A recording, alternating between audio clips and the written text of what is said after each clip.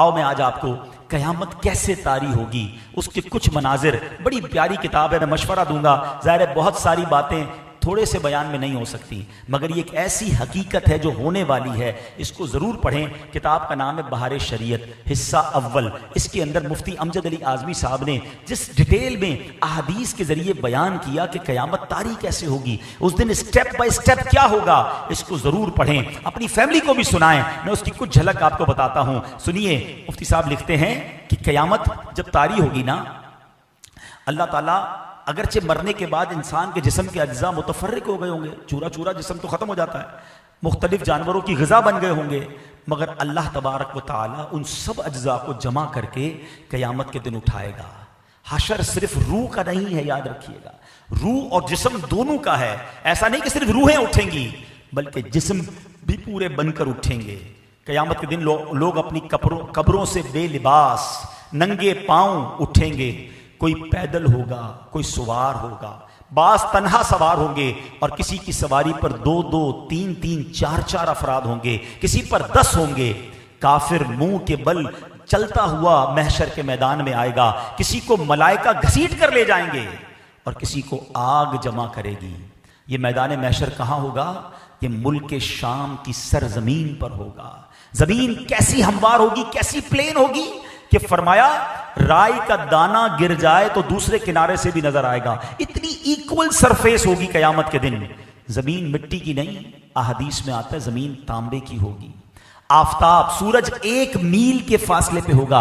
आज करोड़ों मील दूर है, हम जून जुलाई की गर्मी बर्दाश्त नहीं कर सकते। डे ऑफ जजमेंट 1 मील पर सूरज होगा। अब फरमाया कि अब यहां पर क्या होगा कि अब लोगों की तो गर्मी का आलम क्या होगा कि भैजे, बताया किताबों में लिखा कि दिमाग खौलता होगा गर्मी से, प्यास के मारे जबानें बाहर आ जाएंगी, इतना पसीना बहेगा कि किसी के टखनों तक, किसी के घुटनों तक, किसी की पीठ तक, और गुनाहगार तो अपने पसीने में डुबकियां खा रहे होंगे। और इसी तकलीफ में मेरे प्यारे इस्लामी भाइयों कई दिन गुजर जाएंगे। फिर इसके बाद लोग कहेंगे कुछ भी हो, हमारा हिसाब तो शुरू हो। और अब ये आपस में मशवरा करेंगे, कई कई साल इस तरह गुजर जाएंगे। अब मशवरा करेंगे कहाँ जाएं, किससे बात करें। अब ये अहले महशर आपस में मशवरा करेंगे कि हज़रत आदम तो सबके बाप है ना, अबुल बशर हैं, चलो आदम के पास चलते हैं।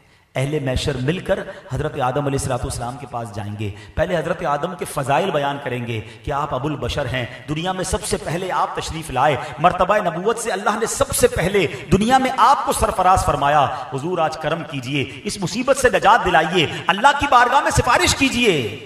हज़रत आदम अलैहिस्सलाम कहेंगे कि आज मैं तुम्हारी कोई मदद नहीं कर सकता, मुझे तो खुद अपनी जान की फिक्र है। तो रब अज़्ज़ वजल ने ऐसा गज़ब फरमाया है कि पहले कभी ऐसा गज़ब नहीं फरमाया। तुम किसी और के पास जाओ, वो कहेंगे हुज़ूर हम किसके पास जाएं, आप तो बताएं। वो कहेंगे नूह के पास जाओ। ये अहले महशर मिलकर हज़रत नूह अलैहिस्सलाम के पास जाएंगे, उनके फ़ज़ाइल बयान करेंगे। हुज़ूर आप नूह अलैहिस्सलाम हैं, तूफ़ान नूह में रब ने आपको कश्ती अता फरमाई, कई मौजज़ात से नवाजा, हुज़ूर अल्लाह की बारगाह में सिफारिश कीजिए। हज़रत नूह कहेंगे आज मैं तुम्हारी कोई मदद नहीं कर सकता, किसी और के पास जाओ। वो कहेंगे हुजूर आप ही बता दे कहाँ जाएं। कहेंगे हज़रत इब्राहीम खलीलुल्लाह अला नबीना वालिस्सलाम के पास जाओ। ये सारा महशर हज़रत इब्राहीम के पास जाएगा। वो भी कहेंगे मैं आज तुम्हारी मदद नहीं कर सकता, किसी और के पास जाओ। लोग अर्ज़ करेंगे हुजूर किसके पास जाएं। हज़रत इब्राहीम क्या कहेंगे? वो कहेंगे कि तुम हज़रत मूसा के पास जाओ। हज़रत मूसा कहेंगे हज़रत ईसा के पास जाओ। आखिर में हज़रत ईसा अलैहिस्सलाम कहेंगे अगर जाना है तो जनाब रसूलुल्लाह के पास जाओ, आखिरी नबी अलैहिस्सलाम के पास जाओ, वही आज तुम्हारी मदद करेंगे, उन्हीं के हाथ पे शफाअत रखी हुई है। अल्लाह अकबर। जब ये सारा महशर घूमते घूमते घूमते नबी पाक की बारगाह में पहुंचेगा, हुजूर के दरबार में आएगा, तो नबी पाक अलैहिस्सलाम मुतमईन होंगे। वो लोग कहेंगे हुजूर हमारी मदद फरमाइए, हम बड़े परेशान हैं। मेरे आका नहीं कहेंगे इज़हबू इला गैरी, सारे अंबिया क्या कहेंगे? इज़हबू इला गैरी, किसी और के पास जाओ। नबी पाक फरमाएंगे अना लहा अना साहिबुकुम, मैं हूं तुम्हारे लिए, आज मैं ही तुम्हारी शफाअत करूंगा। और फिर जब ये सारे लोग वहां पहुंचेंगे तो आका अलैहिस्सलाम रब की बारगाह में सजदा फरमाएंगे। मैं इस पूरे वाक़े को यहां रोकता हूं। There is one very relevant question कि ये सारे लोग जो हैं सब नबियों के पास क्यों जाएंगे? अच्छा, हो सकता है हम में से किसी के जहन में सवाल आए कि ये तो हदीस में है ना कि ऐसा होगा, और हमें पता चल गया कि आखिर में शफाअत तो नबी पाक ने करनी है, तो हम सारे भी क़यामत के दिन डायरेक्ट नबी पाक के पास चले जाएंगे। हमें तो हदीस के जरिए पता चल गया, अब हमें क्या जरूरत है किसी और नबी के पास जाने की।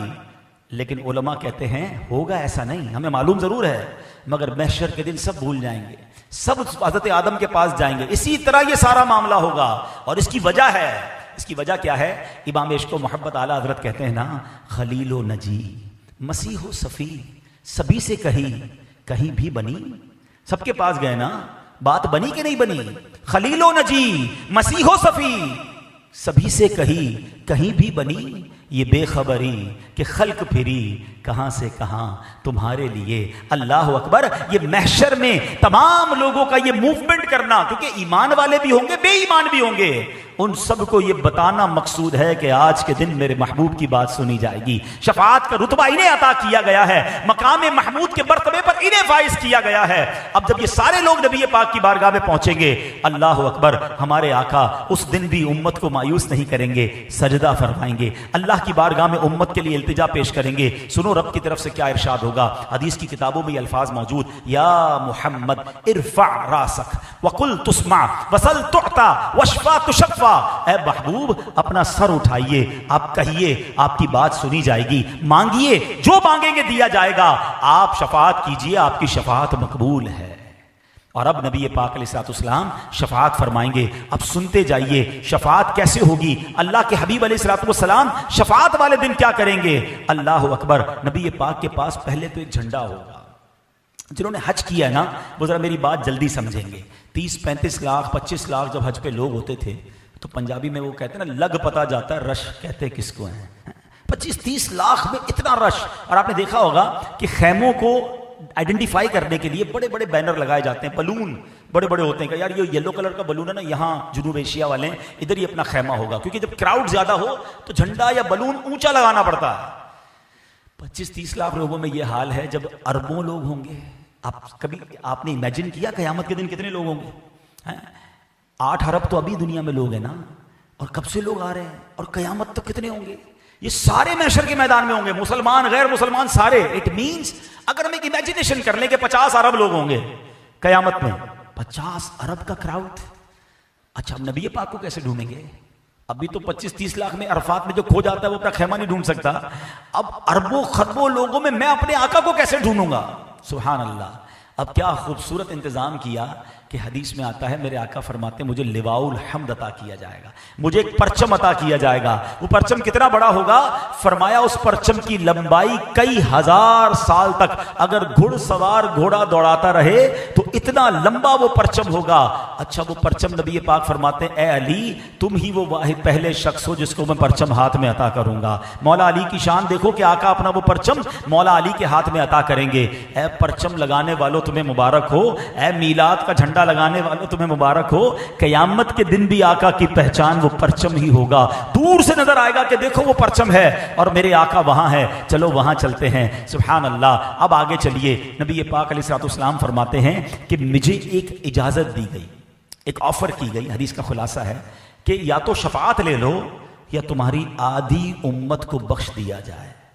आका फरमाते मैंने शफाअत ले ली क्योंकि वो ज्यादा बरकत वाली है, क्योंकि वो ज्यादा मुसलमानों के लिए फायदा मंद है। सुभान अल्लाह। यानी नबी पाक ने उम्मत के बारे में किस कदर ख्याल फरमाया। आका क्या फरमाते हैं, मेरी शफाअत मेरी उम्मत में उनके लिए है जो कबीरा गुनाह वाले हैं। एक और जगह नबी पाक फरमाते रूए जमीन पर जितने पेड़ और ढीले हैं, ढेले और पेड़ हैं, कयामत के दिन में उन सबसे ज्यादा आदमियों की शफाअत फरमाऊंगा। ऐसी शफाअत आका की। सुभान अल्लाह। प्यारे आका अलैहिस्सलाम की उम्मत से प्यार देखो। हदीस का खुलासा, आका फरमाते हैं कयामत के दिन अंबिया के लिए सोने के मिंबर होंगे, हैं, नूर के सोने के मिंबर होंगे। सारे अंबिया अपने मिंबर पर बैठेंगे, मैं अपने मिंबर पर नहीं बैठूंगा। और इसलिए मैं नहीं बैठूंगा कि अल्लाह के हुजूर खड़ा रहूंगा, इस डर से कि कहीं मुझे जन्नत में ना भेज दिया जाए और मेरी उम्मत पीछे रह जाए। हाय हाय, जरा समझ रहे हो इस बात को? मैं और आप चाहेंगे कि हम जन्नत में जल्दी चले जाएं। आका फरमा रहे मुझे ये डर होगा कि कहीं मुझे मेरा रब जन्नत में ना भेज दे और मेरी उम्मत पीछे ना रह जाए। आका फरमाते अर्ज करूंगा, ऐ मेरे रब मेरी उम्मत। अल्लाह फरमाएगा, ऐ मोहम्मद तेरी क्या मर्जी है, मैं तेरी उम्मत के साथ क्या करूं? अर्ज करूंगा, ऐ मेरे रब इनका हिसाब जल्द फरमा दे। बस मैं शफाअत करता रहूंगा यहां तक कि मुझे उनकी रिहाई की चिट्ठियां मिलेंगी जिन्हें दोज़ख में भेज चुके थे। यहां तक कि मालिक के दारोगा जहन्नम जो होंगे, हजरत मालिक जो जहन्नम के दारोगा हैं, वो अर्ज करेगा, ऐ मोहम्मद आपने अपनी उम्मत में रब का गजब नाम को नहीं छोड़ा। अल्लाह अकबर। यानी नबी पाक अपने उम्मतियों को पहले तो शफाअत फरमाएंगे, फिर जो जहन्नम में चले गए होंगे उन्हें भी निकालकर जन्नत में दाखिल फरमाएंगे। अल्लाह अकबर। ऐसे मेहरबान आका हैं। जरा गौर कीजिए, मौलाना हसन रजा खान साहब कयामत के इस मंजर को, नबी पाक की इस मेहरबानी को अपने कलाम में किस प्यारे अंदाज में बताते हैं। कहते हैं, अजीज बच्चे को माँ जिस तरह तलाश करे, बच्चा गुम हो जाए तो माँ का क्या हाल होता है? बेकरार, बेचैन। कहते हैं नबी पाक का हाल यही होगा कयामत के दिन भी। अजीज बच्चे को माँ जिस तरह तलाश करे, खुदा गवाह यही हाल आपका होगा। हजार जान फिदा नर्म नर्म पांव से पुकार सुन के असीरों की दौड़ता होगा। आका कभी इधर जाएंगे कभी उधर जाएंगे। एक बार नबी पाक अलैहिस्सलाम से एक साहबी ने पूछा, हुजूर कयामत के दिन तो आपके करीब अंबिया होंगे, सिद्दीकीन होंगे, बड़े बड़े लोग होंगे, हम कहां ना आपको ढूंढेंगे, और अगर आप वहां ना मिले हम परेशान हो जाएंगे। सुनो, आका ने यह नहीं कहा कि कयामत के दिन एक बहुत बड़ा महल होगा, प्रोटोकॉल सबसे ज्यादा जहां होगा मैं तुम्हें वहां मिलूंगा। सुनो, आका ने अपना पता और एड्रेस क्या बताया। नबी पाक फरमाते हैं, कयामत का दिन होगा तो मुझे हौज़े कौसर पर ढूंढ लेना, अपने प्यासे उम्मतियों को जामे कौसर पिला रहा हूंगा। हुजूर अगर हौज़े कौसर पर ना मिले तो फरमाया वहां ना मिलूं तो मीज़ान अमल पर ढूंढ लेना। मेरे उम्मतियों के जब पलड़े भारी और हल्के हो रहे होंगे ना, आमाल तोले जा रहे होंगे, मैं उनके आमाल भारी कर रहा हूंगा। हुजूर वहां ना पाए, कहा वहां ना पाओ तो पुल सिरात पर ढूंढ लेना, मैं अपने उम्मतियों को रब्बे सल्लिम की सदा लगा लगा कर पार करवा रहा हूंगा। कहा हुजूर अगर वहां ना पाए, फरमाया इन 3 जगहों के अलावा तुम मुझे कहीं और नहीं पाओगे। हाय हाय, जरा गौर करो, आका का काम कयामत के दिन भी हमें याद करना होगा, हमें ही बचाना होगा, हमारी ही शफाअत करना होगा। सुनो, हर नबी को एक स्पेशल दुआ दी गई है। आका फरमाते हैं, वो वैसे तो नबी की हर दुआ कबूल है मगर एक दुआ खास दी गई। अल्लाह के हबीब फरमाते हैं, सारे नबियों ने वो दुआ कर ली है, मैंने वो दुआ कयामत के दिन के लिए बचा के रखी है, और वो दुआ मैं अपनी उम्मत के लिए करूंगा। अल्लाह की बारगाह में अपनी उम्मत के लिए फरियाद करूंगा। ऐ मेरे प्यारे इस्लामी भाइयों, किस किस मेहरबानी की बात की जाए। सुनो, प्यारे आका अलैहिस्सलातु वस्सलाम फरमाते हैं कि कयामत के दिन हजरत इब्राहीम भी मेरी लिए यानी मेरी रहमत के मोहताज होंगे। उस दिन हजरत